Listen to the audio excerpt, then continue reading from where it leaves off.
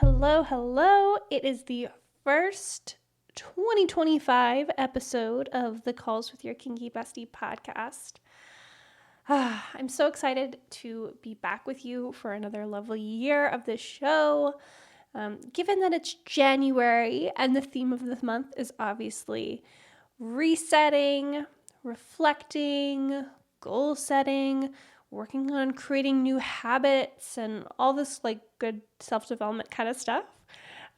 It's the time of the year where it feels like everyone's kind of interested in the same things as me, which is really exciting.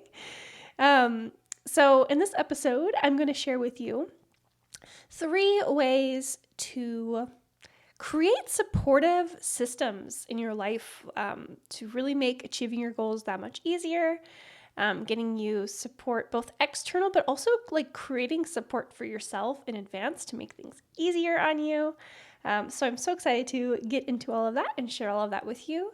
But before we do, as a time-sensitive announcement, if you are listening to this episode and this is exactly your jam and you're in this like New Year goal-setting mode and you have some kinky shit you're working on bringing to your life in 2025, I have a live group call happening on Wednesday, January 8th. And we are going to be setting our kinky goals together, but more importantly, the bigger, outcome of the call is creating a tangible action plan, like literally like a written out action plan of how we're going to make these things happen, breaking it down into like realistic, achievable steps so it's not super overwhelming and crazy, and also talking live on the call about like what your specific goals are and like breaking down some of those steps for you, because sometimes with the kinky community, obviously we're a very niche crowd and there's some taboo around these topics, so it's not always clear like what is the next step you need to take to create these things for you.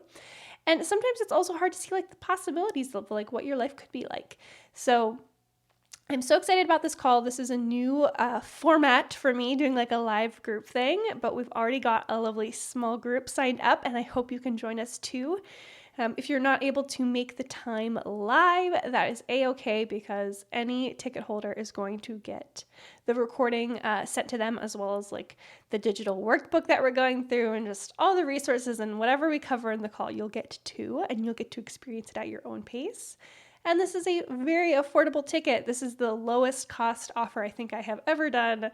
So if you've been wanting to work with me and this all sounds good to you, head on over to the show notes. I'll have the link to join us and all the information there to learn more. So I hope you can join us for that. But hopping into the topic of the episode, let's talk about some ways to get some support and make your environment and the people you're around and your systems and everything just like much more supportive of you creating the goals and the things that you want this year. So starting off strong, the first thing that is so important, but I think so many of us are like a little hesitant to actually implement. I know that I've been guilty of this as well, and it's something that I am really working towards in this next year. And that is surrounding yourself with people who either have the results that you're seeking or have the same vision and are also working towards it. Not only you, so you kind of learn things by osmosis just being around people like that, because you literally get to learn from their behaviors and just like seeing how they're behaving every day. It really makes it clear to you like what you need to do too. And you just learn lessons a lot faster whenever you're like seeing them actually being implemented. Things can just click a lot differently. And people like that also just tend to kind of be like teeming and overflowing with resources and guidance on how to do it, especially people who are learning how to do it. I feel like are especially excited to share what they're learning. But people who have created those results as well are usually very enthusiastic about helping other people create the same type of things for yourself. And those are the type of people that you want to be around. And so yeah, you gain by just being around those people. But like further than that, like if you don't have people in your life who are like working towards the same things or have the things that you want, or like living the kind of lifestyle that you're like actively working towards, then that means that you are surrounded by people who do not have the same vision or goals or lifestyle for themselves that's appealing to you. So when you are surrounded by people who are not on the same page with what you want and where you're going and all that kind of stuff, it can be a pretty big handicap, because these people obviously, like, they haven't created it for themselves, so it's probably not the same value for them. They probably don't hold those like same priorities, which means that like they don't really know what it takes and what's going to be supportive for you on the journey, even though, like, let's say they are otherwise a very supportive and loving and wonderful person, but they just don't know what you need. Like, they don't know how to help you get there, because that's not something that they are like tuned into. So it's definitely not bad to have people that are like supportive in your life and just have different things going on. But it's just something to be aware of like, they're not going to be able to resource and support you the same way that someone who's doing the same shit is. So it's really important to bring those people into your life. And then when you're around people that like just, do not get it at all, or like there are a lot of people that, there's a lot of hater energy. There's a lot of like judgment and criticism. And I always like, I try to look at it with lots of love, and I try to understand and be empathetic that like people are generally trying to help other people. So when someone is like saying something nasty to you, it's because in their mind and in their life, like that's how they believe that you should act. They believe that you should not be participating in those things. You should like not be going to those events, meeting those people. You should be staying very socially acceptable for your safety and your health and whatever, because that's the type of life that they're creating for themselves, So, of course, we do not want the unwelcome judgment or criticism that doesn't actually help. Like, there's, constructive criticism, and then there's a lot of, just because criticism is coming from a place of good intentions, like someone trying to help you, does not mean that it is actually constructive and will help you towards the goals and the things that you want to achieve. Because if they're coming from someone that doesn't have those same goals or have created those same results, they just don't have the knowledge to be able to, like, they're not qualified to give their opinion, and you can listen if you choose to, but just know that like it is not going to be helpful to you in the same way that the knowledge and guidance and wisdom of a person who is working towards the same shit or has created the same shit would be able to offer to you a lot easier. All right. I know that can be a really uncomfy one. So ways that you can actually do that this year, like surround yourself by people working on the same visions or goals. Social media and like following people online is an amazing way to do that. Obviously, it's great if you can meet people in real life and stuff, but even if you are not near a big city where like those types of people are, whatever, it can still have a super positive impact for you to at least be interacting with those people in any way that you can, starting to learn from seeing how they interact and their beliefs. And, it all like transmutes whatever you're around slowly comes onto you. So you want to be careful and aware of like who those online presences are that you're following, especially these days. Like, we're on our phones a lot. Like, take a look at your social media insights. A lot of them will tell you like how many hours you average on an app, throughout the days and the weeks or whatever. And, I bet that some of those averages are higher than, people that you're spending your life with, like people that you would consider in your top 5 circle of friends. So that's really important to keep in mind is like, how many hours of content are you consuming from people, and like who are those people? So digitally is a great way to do it. Obviously, like in your real life too, like being a little critical of like your community, the people that you're around every day, and being mindful of who they are. You can do a friendship audit every once in a while. I heard of someone doing this recently where they like have an annual review of their friends and go through like, what was our year like? Was it mutually beneficial? Like, are we able to like support each other? Are we like on the same page with what we want out of the friendship and all that good stuff? It's very good things to ask. I think that could be a whole episode in and of itself. So, and we got 3 tips to move to. So I'm going to move on to the next one, which is, once you're starting to surround yourself with people who are, working towards the same things or have those desired outcomes that you want for yourself, is making it really easy for people to help you, like making it as easy as you can. So when you're wanting support from someone, how can you make it really easy for them to be able to help you? Because again, people generally want to help you, but if you don't tell them exactly what you need or what would be the most helpful from them, or like make it easy for them to help you, that kind of puts it on them to be the one like seeking you out and charging you down, which is just not going to be as reliable. So you can think about like, if you want to reach out to a friend to like make a new connection, can you maybe come to them with like some suggested times and activities? So they just get to pick the one that works best for them and makes the most sense for you. You could just make sure that every time that you're asking someone for support, you're giving them the next step to take rather than putting the ball in their court, and making sure that it's like not super ended or loose either. Like, so I recently, I'm working on creating like those connections with people who are working towards the same things as me this year.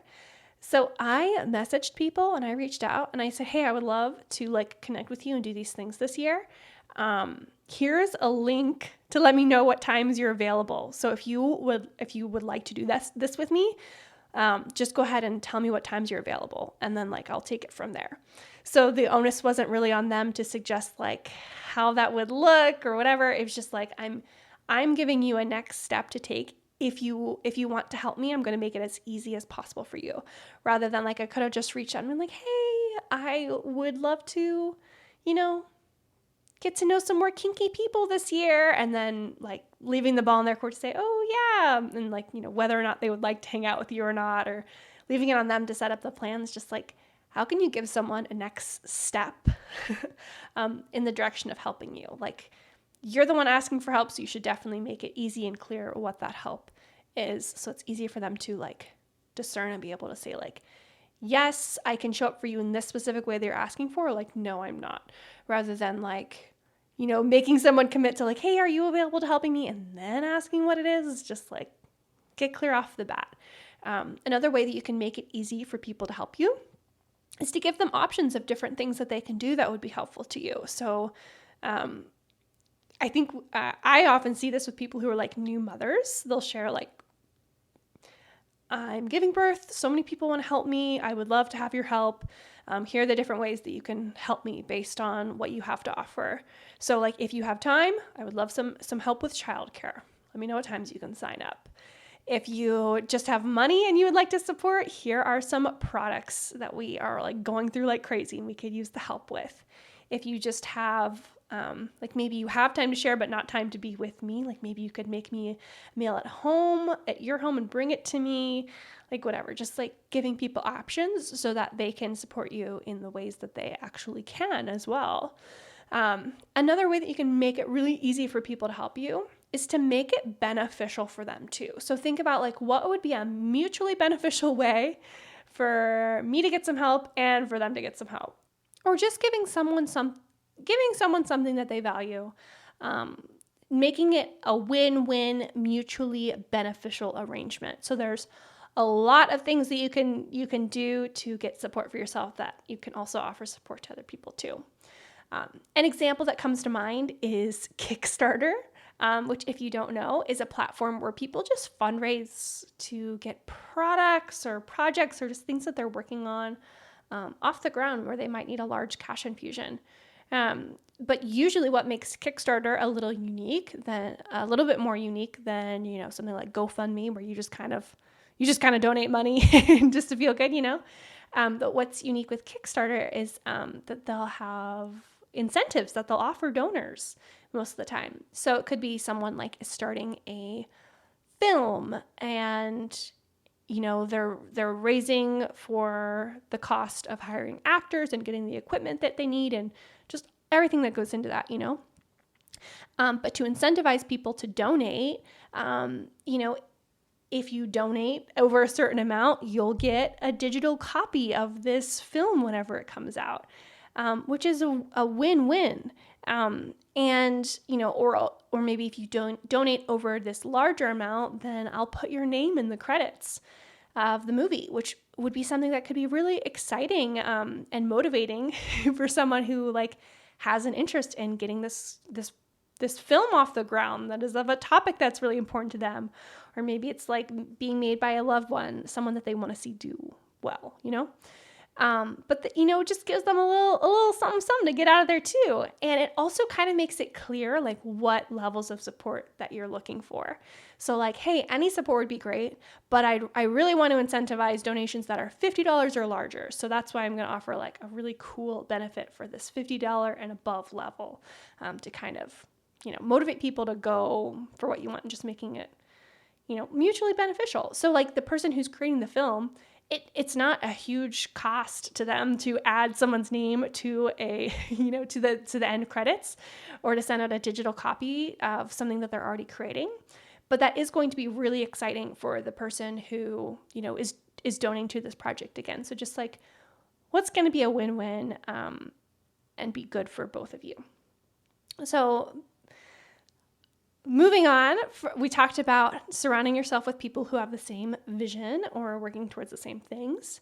And then just making it as easy as possible for people to help you. And then the last thing I wanted to go over was the ways that you can, without external support, set yourself up to be supportive, to be supported whenever you are then ready to receive the things that you want. So what is it that you want? Give yourself an idea. Maybe it's that you want to have a kinky partner in your life. If that were to happen today, what would you want to have already done? Would you have wanted to declutter your place and have a space where they could put their stuff in your home? Would you want to have some elements of your personal style ready to go? Would you want to have some things figured out with your budgets that you're able to treat them to meals or opportunities or whatever? What are the things that you don't have yet that you would want to have as part of having this person in your life or whatever that goal is? A really powerful way to, make this just a supportive process, to make yourself feel like you're supported and make it a little bit easier for you to get there, is to just start setting yourself up in those little ways, way in advance. So some other ways that this could look, if you found that person in this relationship today, what would you want to have certain boundaries in place? Would you want to have had certain conversations with yourself first and gotten really clear about your desires so that you're able to efficiently communicate with them what they are? If you're having a hard time imagining what those things are, you can kind of work it in reverse. So if this person came into your life today, how are you scared that you wouldn't be ready? Are you scared that, you would come off as an amateur, you wouldn't have the experience? So the person that you're seeking with a higher level of experience isn't interested because, they want to be with someone who's more seasoned and that they know will stick with this thing. Just getting really clear. And this is why it's important to get clear about what it is that you do want. Because when you know that you want, you can start to do this reverse engineering process where you think about, okay, whenever I have this thing that I want, here are all the other little elements of it that maybe aren't on my big goal list, but would be essential for me to get this thing that I want. Because when you don't know what you want, first of all, Cheshire Cat, if you don't know where you want to go, then any way that you go will get you there. But also, you just won't be able to know what types of support to give yourself in advance in order for that to be able to happen with a little bit more ease and care. And Another part of this, just so that you know, is that the universe will only give you what you're ready for. So when you are ready for something, like when you're ready for that perfect person to come into your life, when you're ready for this scene to happen, when you are ready and you are the person that's ready to receive it, like your life is set up for it, but also like emotionally you're ready and you're clear and you're grounded and you've done all the prep work that you need to do. Like when you are genuinely ready for the thing that you want, the universe has no choice but to give it to you. Because where else would it go? You're the perfect person. You have done all the work that you needed to do. Why wouldn't the universe want to give it to you? Like it makes the most sense. You know, you having this thing makes more sense than giving it to someone who isn't ready, in which case it might be a burden for them. So when you're ready, the universe has no choice but to give it to you. So that's how we reverse engineer, and that's why the getting really clear is important, so that you can create a reality where you are ready for the things that you want, so that they are ready for you too. All right, I am winded.